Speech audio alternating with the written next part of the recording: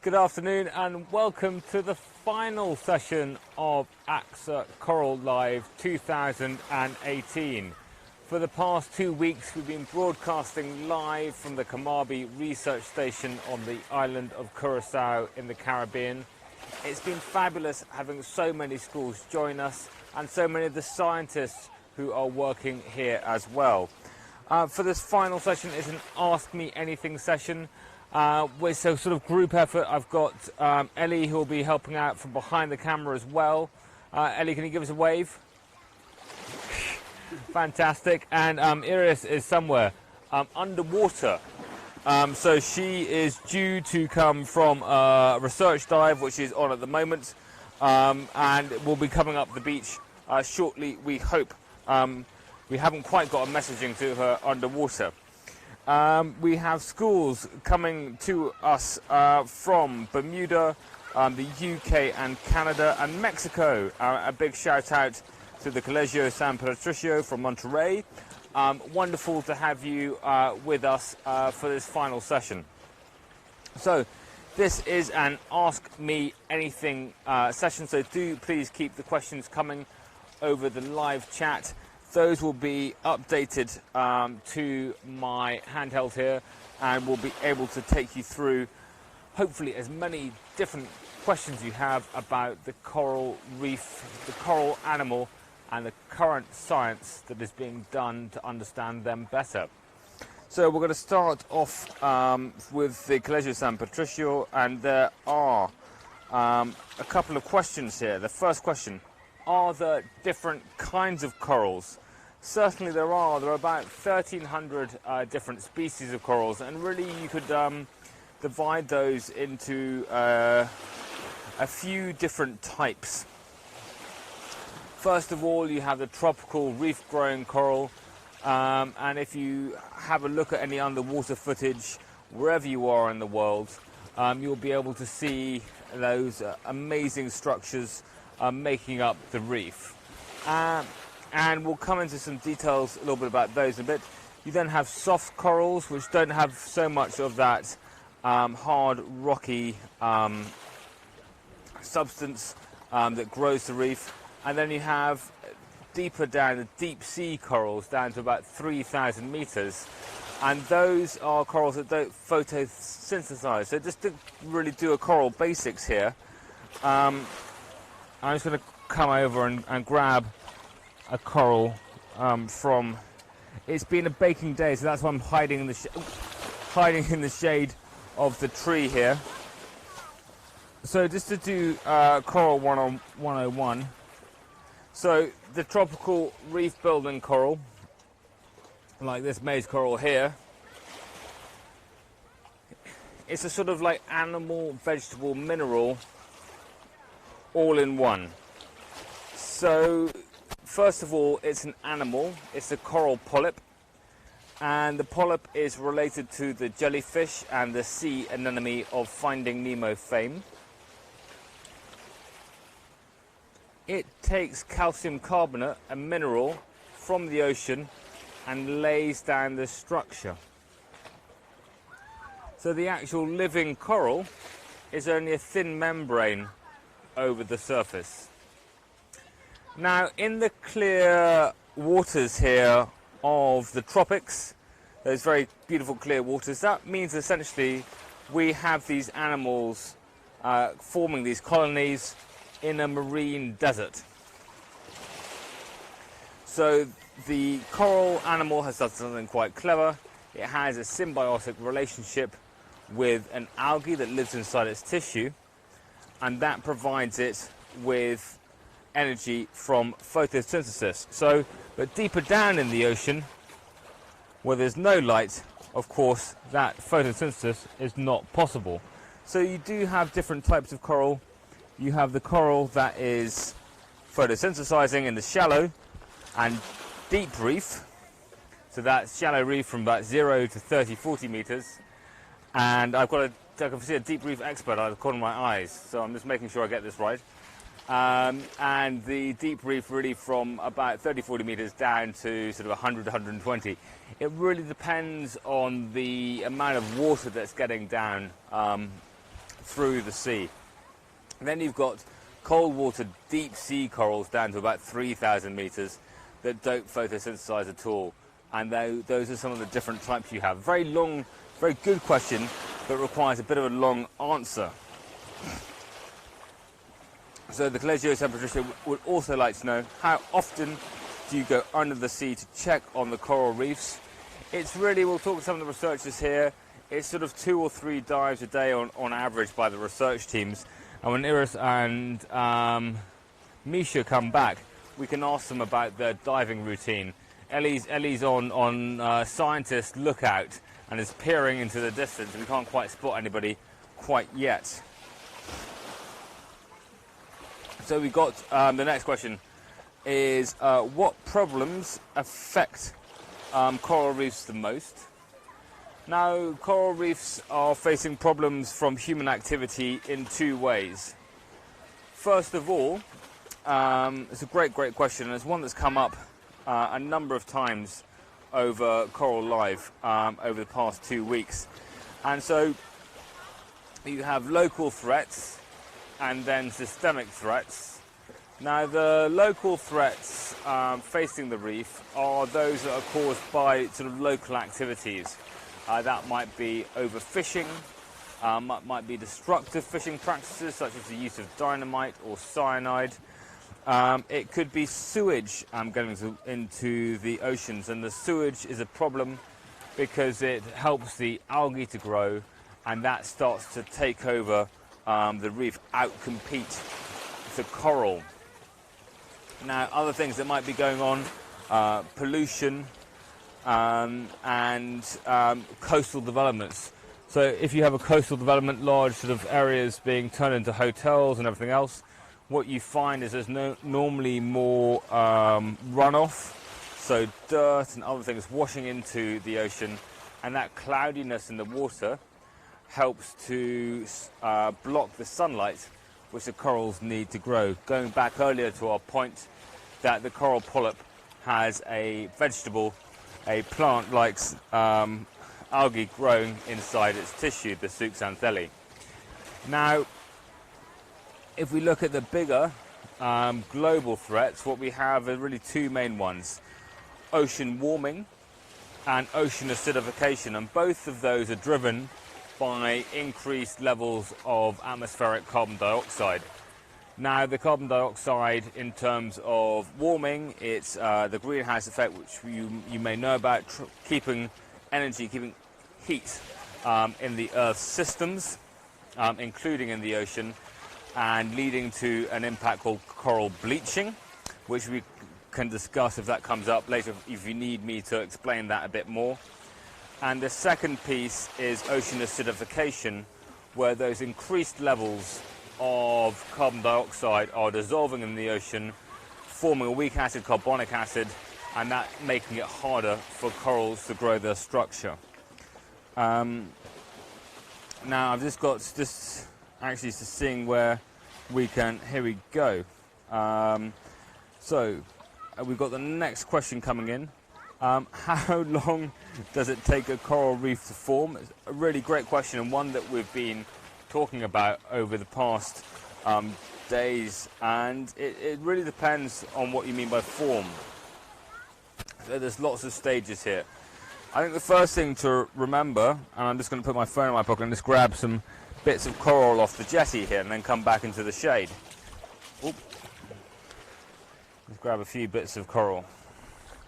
Coral skeleton. So the coral reef, how long does it take to grow? Well, it's growing on top of itself, really. So you might have one which is actually more like this is the top of a pillar coral, but we'll just take it as a bit of coral here, and growing on top and growing on top. So each time you've got corals growing on top of another structure, and that builds up to create the reef. Now, how long does that take? Reefs have been growing for many thousands of years, and so that you could say that is the case. The reefs take thousands of years to grow. Let's put 2 of these down. And we'll have a look at this brain coral. So those are cemented together by a crostose algae. It's a bit like sort of like algal cement, a sort of red-pink cement. And let's just look at a single colony. So how does one of these things start? Well, it starts with an egg being fertilized. That, taking a couple of days, becomes a larva. The larva swimming around and settling somewhere on some of this nice pink algae, like this, on this kind of rock here, not on the rock itself, but on the pink algae. Then what you'll have is that larva will settle. It will start to metamorphose into a polyp. So the polyp will then start to have tentacles to be able to feed itself. It will get some of the algae to give itself energy. And then when it gets to a certain size, that polyp will split into two. So it will sort of clone itself. And then split into two again, split into two again. And it might go out a bit. And then it might start to grow the structure. And that process is in the sort of weeks and months. And then this taking maybe between sort of 3 and 4 years to grow this much coral. So average coral, people talk about sort of 3 centimeters a year, but you can get, a centimeter a year, but you can get corals growing faster than that and corals growing slower than that. So lots of different types of coral and lots of different timescales involved. So we've got this question come through here. So what can we do to protect the coral reefs? That's a great question. So to protect the coral reefs, we have a number of things that we can do. And it really depends on where we live. And I think going back to those human impacts, so if you don't live near the coral reef, I think there's 3 main things to do. The first one, keep on getting to understand the coral reef a bit better. So learn about it, books, films, videos, live broadcasts, go to aquaria. Just inform yourself about the natural world. The second thing is then looking at some of the harm that we're doing to the reef through increased levels of carbon dioxide. Now, it's everybody's role to look towards a solution there. So there's things that you can do in your life. You can look at how you eat, you can look at how you travel, and you can look at how you live.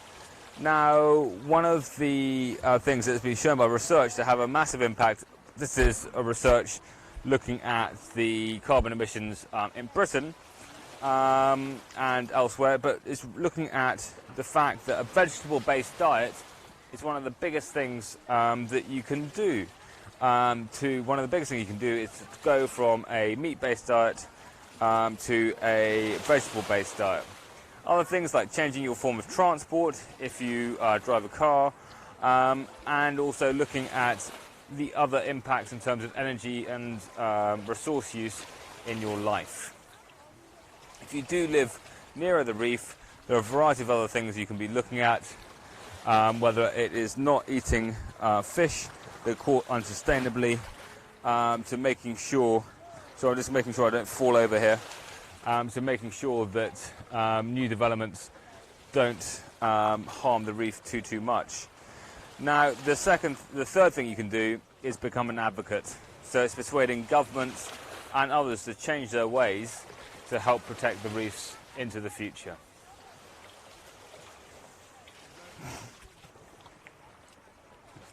So we have Adam very kindly asking, what has been your high and low of Coral Live 2018?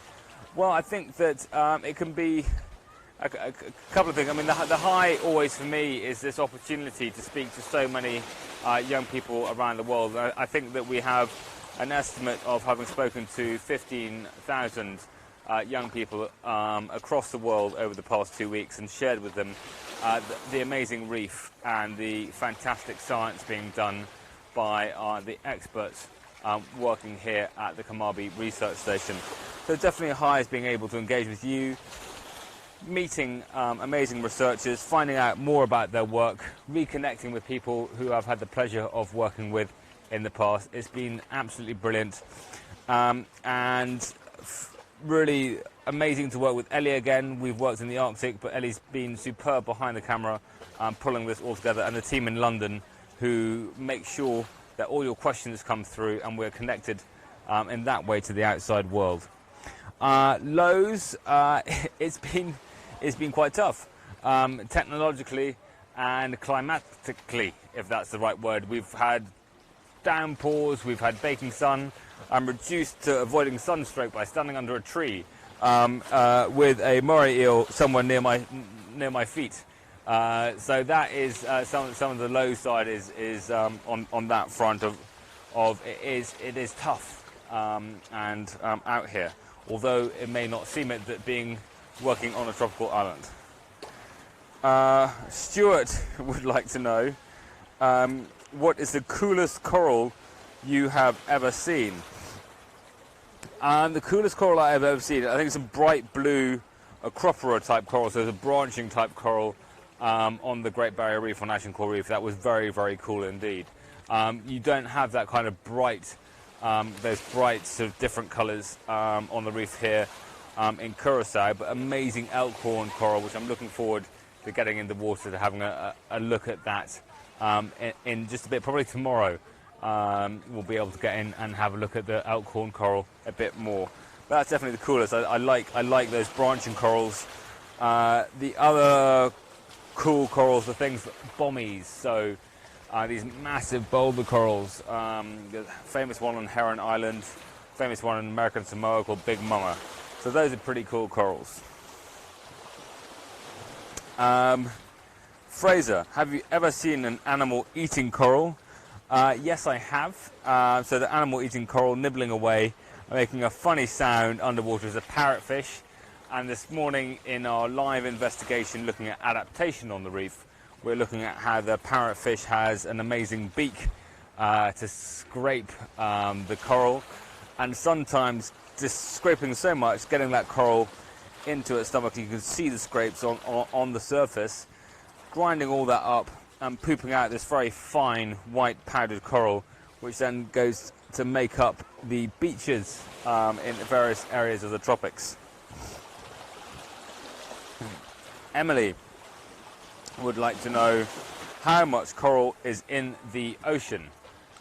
Great question, Emily.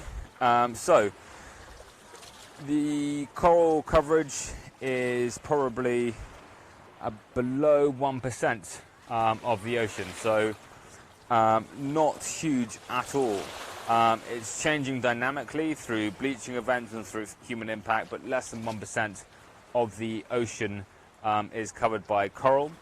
And what's amazing for me is that sort of less than 1%, that is supporting 25% of all marine life, which I find quite incredible. Lacey would like to ask, have you seen a leatherback turtle while diving? Lacey, very sadly, I haven't seen a leatherback turtle while diving, but just green turtles. So green turtles on the Great Barrier Reef and in Timor-Leste, and potentially here. We've been talking about turtles last week, so there might be the opportunity to see a turtle again here. So we'll have to find out. Abby would like to know, have you seen any peculiar sea creatures? Abby, great question. Thank you for that. The moray eel did look a bit like a snake, and I don't like snakes at all. So having a snake-like creature by my feet was a big no-no. So peculiar looking, but my favourite peculiar-looking animal is a Christmas tree worm. Amazing feeding feelers coming out of the coral, looking like mini Christmas trees in bonkers colours and sort of in the colours. Like, let's see what we've got. We've got sort of red, yellows, blues, browns, tawny colours like that. So that's absolutely fantastic. I think we lost our divers, Ellie. They're coming. Fantastic. So what have we got here? Diego would like to know, what types of food chains are there under the sea? Diego, really good question. The food chains, if you studied food chains in biology already at school, they're going to be similar in lots of ways. So you're starting with a producer. So the producer might be the algae living inside coral tissue. It might be seagrass. It might be seaweed. It might be the plankton, the phytoplankton floating in the water. And from there, you get to a consumer. So a sort of herbivore that's eating those producers, so eating the plants or algae in the water. So we can take, for example, a copepod, like a tiny sort of animal eating the algae floating in the ocean. That copepod might then be eaten by a filter feeder, like the manta ray, and in turn the manta ray might be eaten by a top predator, like the hi there, how are you? Come on through. I'm hiding in the shade. So we have our amazing. We've got lots of schools here. We've got a great chat going with some kids in Mexico. Oh, okay. But do you want to drop your stuff off? Yeah. Drop that off, and then that might be quite okay. Drop it off on the jetty, and then we can get you mic'd up. Do you want to just, before it all comes off, how all this helps you explore underwater? What does what? Okay. So this one inflates my vest so that I can stay floating. Okay. Sink. So that changes your buoyancy, so whether you rise or fall in the water. Yeah. Cool. And then I have this one, and this lets me breathe. Breathe underwater, that's always useful. But it's almost empty now. Okay. And this one is for my buddy. So Okay. we always dive in pairs, and well, if my buddy is without air, then she or he can breathe through this. Always good to have a spare one for your buddy. Yeah. And then I have a meter over here. This tells me how much air I have. Not much. But not much at all. So, yeah. And then I have some pockets for my knives. Of course. And scissors. And my goggles. Just so you can see underwater, a dive mask, very important. Yeah.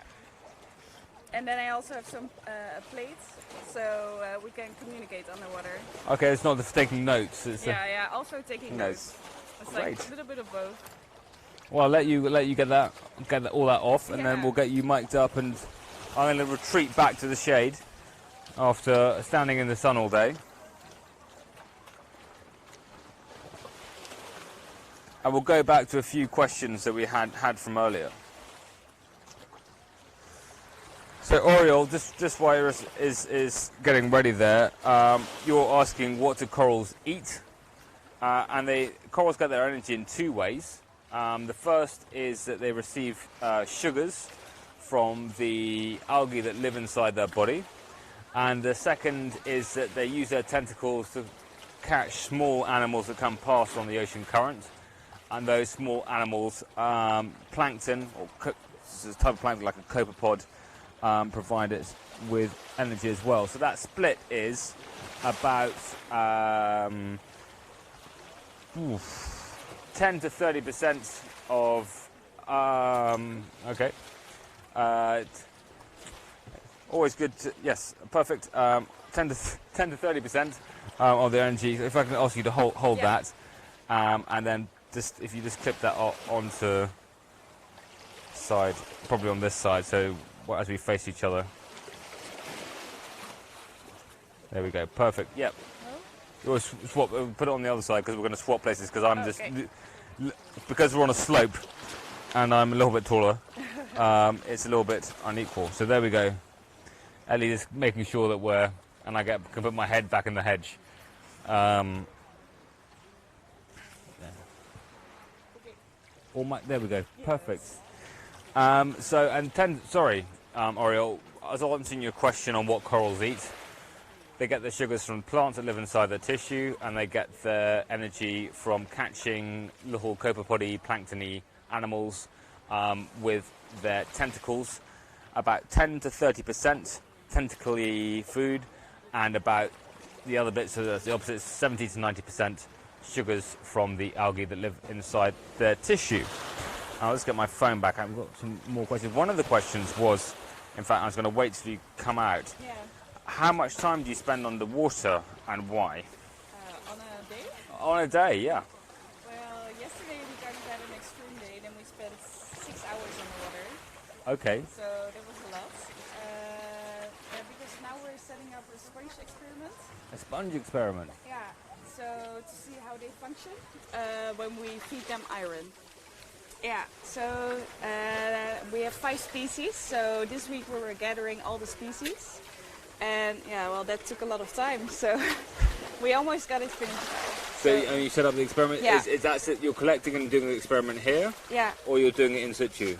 In situ. In so situ? Yeah. Oh, how cool. Yeah, so we built all these racks from PVC pipes, Yes. and then we placed the sponges on there.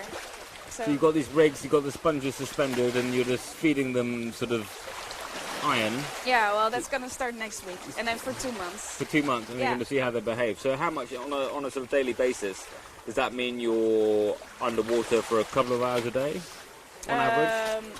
Well, now it's a lot, and then during the experiment it's going to be a little bit less, so maybe 2 hours a day or 1 hour a day. Okay, Yeah. that's very, very cool. Yeah. Now, Caden would like to know. So we'll actually, Caden, you're going to have to wait a little bit because I'm now fascinated. Sponges live in my bathroom.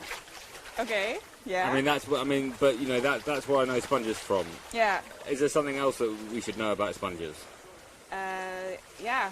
Well, sponges are actually pretty cool Okay. because they filter the water, They- and because they are kind of like pumps, and they eat all the bacteria out of the water. So when the water comes in, it's full of bacteria, and when it leaves the sponge, it's only like 95% of the bacteria is left. The rest they ate or Really? clean it. Yeah. And so the animals. Yeah, yeah, they're animals. They're like the most primary animals that you can get. And so the most basic animal that you can get, they play this very important role of filtering the ocean Yeah, and taking the bacteria out, 95% of the bacteria. yeah. Why are you giving them iron? So iron makes people strong, Okay. and there's also been some testing, and they think that it enhances the pumping capacity of the sponges, so that they can pump the water a lot faster. And in the reefs around here, the Caribbean reefs, they think there's a lot more iron than in the reefs from Indonesia. Really? And here we also see a lot more sponges than in the Indo-Pacific Ocean. So Okay. maybe one of the reasons could be iron. So you're looking at that as a factor for where we find it. Yeah. Brilliant. Yeah. We've got some questions coming through.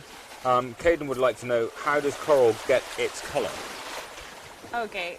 Yeah. So coral lives in symbiosis with zooxanthellae, and they're tiny microorganisms, and they help the coral with food. So they're So you have an animal with a plant living inside its body, Yeah. and the plant gives the animal its colour. yeah, That's pretty bonkers. yeah. It's pretty cool. And yeah. I've heard of also that they sometimes have the sort of sunblock type proteins in the sort of UV protection colours as well. The coral. Okay. Yeah.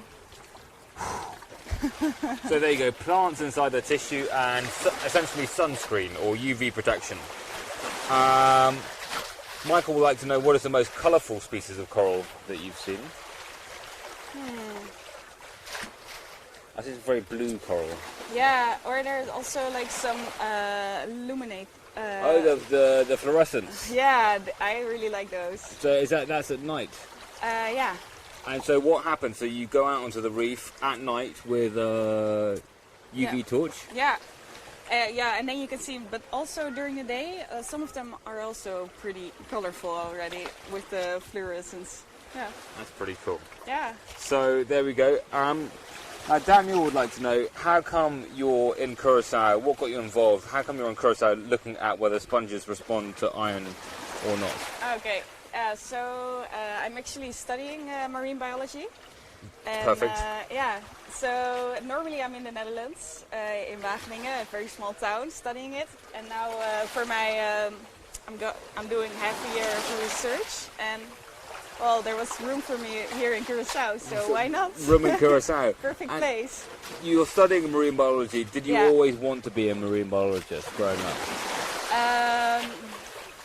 Yes and no, because I also really like terrestrial. So I like the nature of any kind in the land and in the sea. So, but as a kid, I was always gathering the crabs and getting the fishes in little buckets. Cool. I mean, a lot of the research scientists you meet at places like Carmarby, where we're based at the moment, Yeah. they seem to have this story from when they were young of going diving for the first time or seeing photographs of the reef. Did you have a moment like that where you just go, yeah, I wanna do that?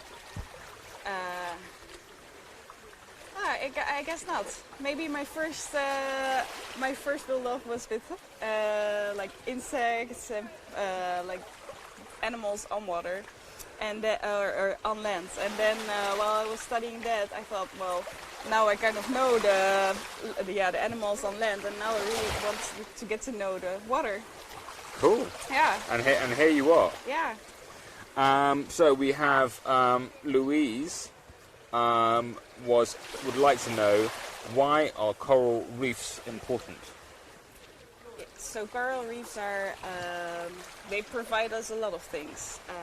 For, like, if you want to go on a holiday and want to check out something nice, you can go diving and look at the coral reefs. So there's a massive tourism Yeah. piece. I think it's just something crazy. I mean, hundreds of billions of dollars a year. Yeah, it's crazy.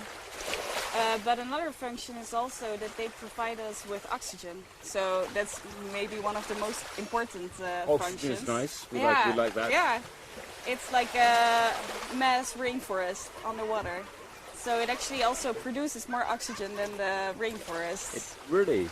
Yeah, So there we go, thinking that the rainforest are the lungs of the planet. Yeah. And it's really the coral reef. yeah, Incredible. And I mean, there's the coastal protection piece, so they provide that natural barrier. yeah, There is biodiversity, all these types of things helping the coral reef does to help us out. yeah. So not just that they're amazing, beautiful places in their own right, but there's a lot of benefits they provide to us. Mel would like to know, can anyone go diving or become a diver? Is that a world open to anybody?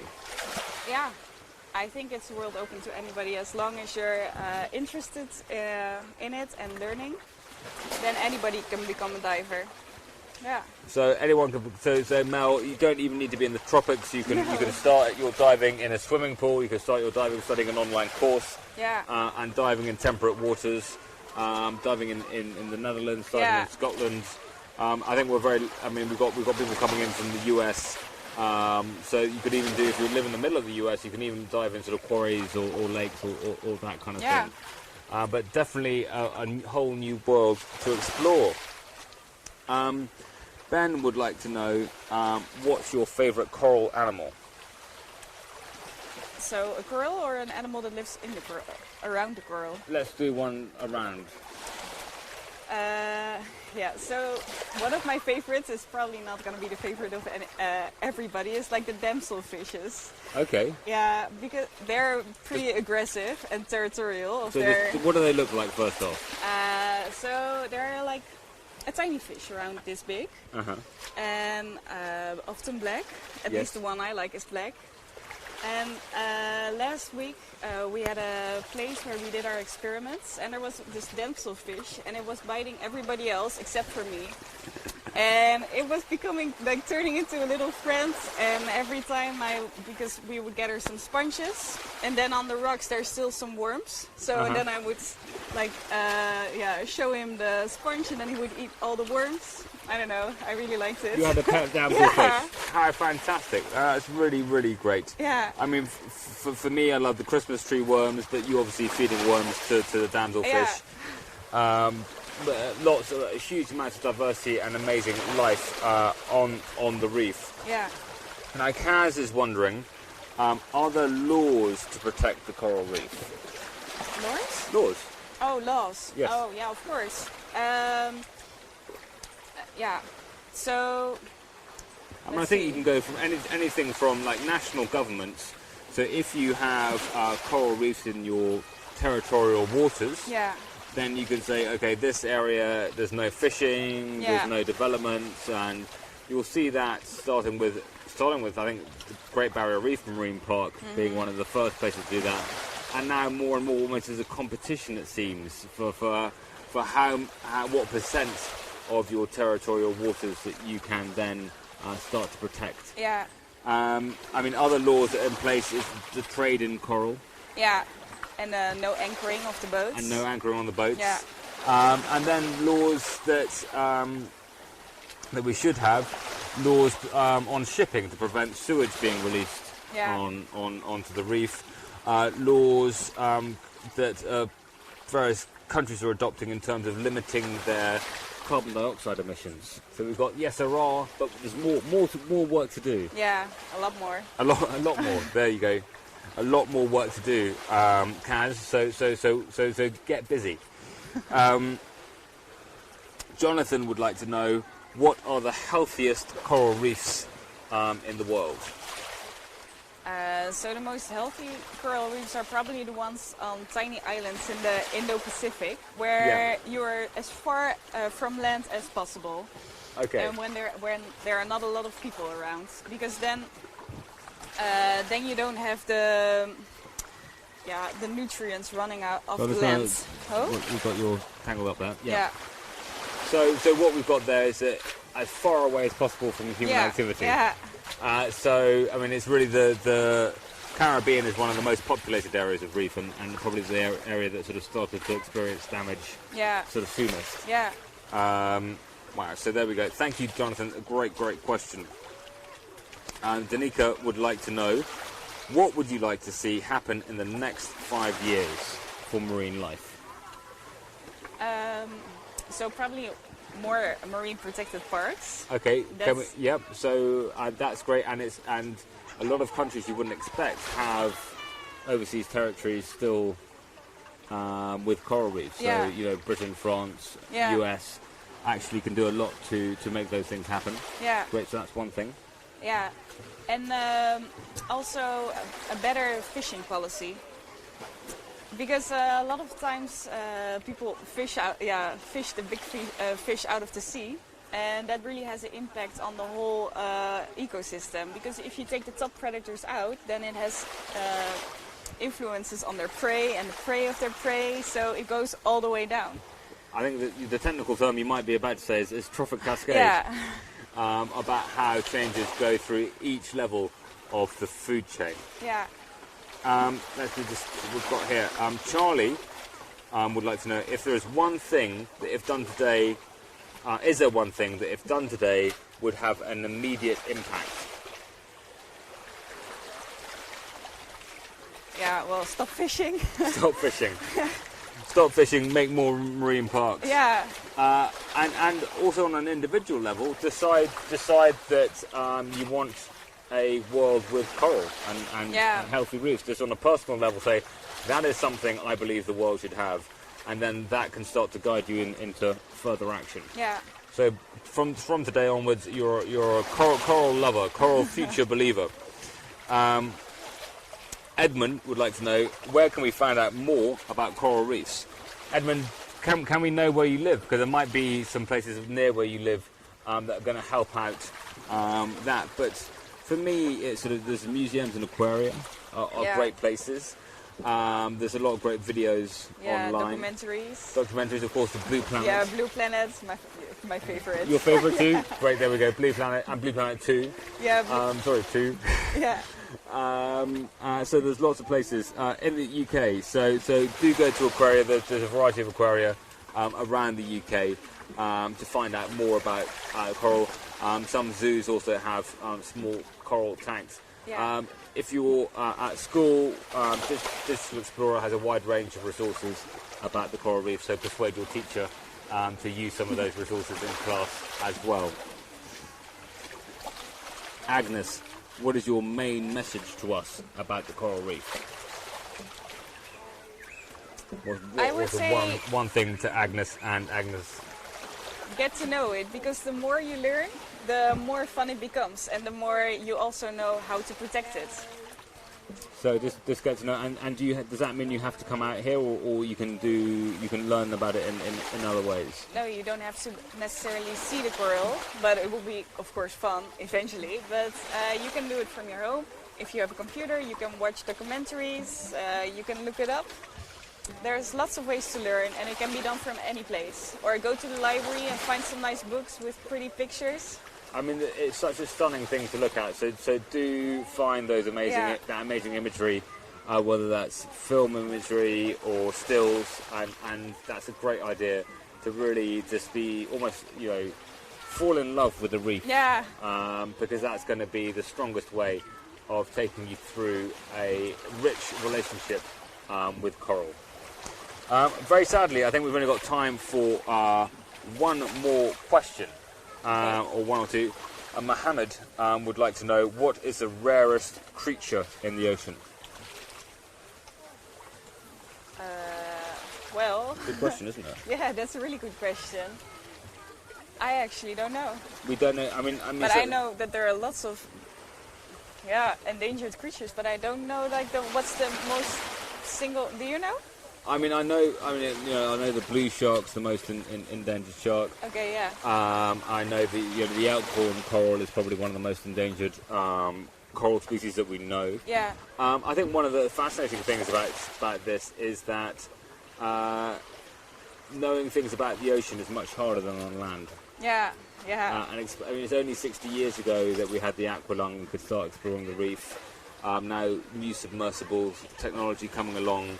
Been great to be a part of that submersible technology through Necton and the XL Catlin Deep Ocean Survey. Lots of amazing creatures yet to discover. I'm going to say, I think it's the coelacanth or the coelacanth, the prehistoric creature off the Madagascar coast. Maybe that's one of the rarest in the world. Or the Loch Ness monster. That's not quite in the ocean. It's still trapped in Loch Ness. Or extinct. Who knows? Who knows? And we're just going to end with, Megan would like to know, what has been your best discovery as part of being a marine biologist?